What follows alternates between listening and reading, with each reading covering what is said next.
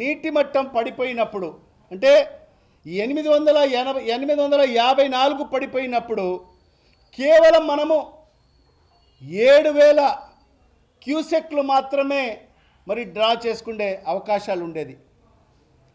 మరి అదే శ్రీశైలం మట్టం ఇంకా దిగువకు వస్తే అంటే 841 అడుగులకు వచ్చేస్తే మనం కేవలం ఒక 2000 క్యూసెక్లు మాత్రమే డ్రా చేసుకునేదానికి అవకాశం ఉండేది.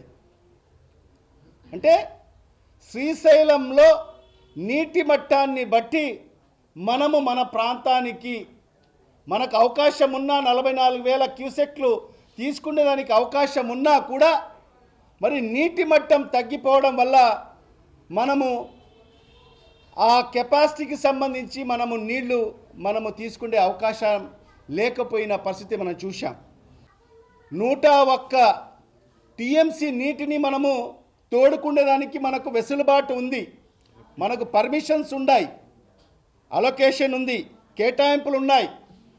ఉన్నా కూడా మనము ఆ స్థాయిలో మనము నీటిని మనం వాడుకునేదానికి అవకాశం లేకుండా పోయిన పరిస్థితి మనం చూసాం.